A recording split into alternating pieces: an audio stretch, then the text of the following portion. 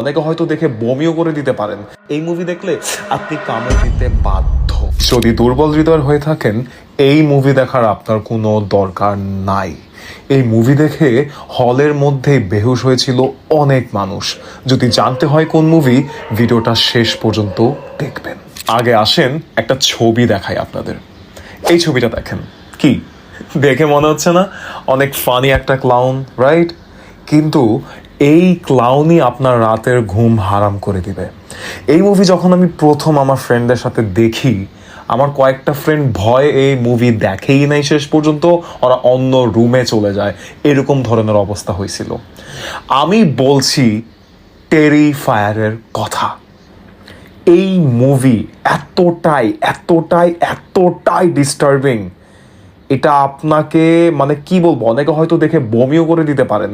একটা মানুষকে কত নির্মম, কত জঘন্যভাবে মারা যায় এই মুভিতে আছে। এই মুভি দেখলে আমার মনে হয় না নর্মাল মানুষ এই মুভি নিতে পারবে। আমি এখনো বলতেছি, আপনি যদি দুর্বল হৃদয় হয়ে থাকেন, এই মুভি দেখার দরকার নাই। টেরিফায়ারের পুরো একটা সিরিজ আছে, এখানে স্টোরির মিল আছে। টেরিফায়ার 1, টেরিফায়ার 2, টেরিফায়ার 3, তিনটা মুভি বেস্ট ভাই। তিনটা মুভি একটা থেকে একটা কম না।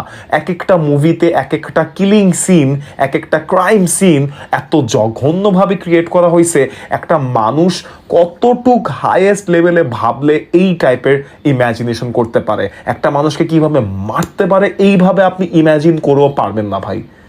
টেরিফায়ার যদি দেখতে হয়, হাতে পপকর্ন নিয়ে বসেন, কিছু কামড়ানোর মতো নিয়ে বসেন, কারণ এই মুভি দেখলে আপনি কামড় দিতে বাধ্য।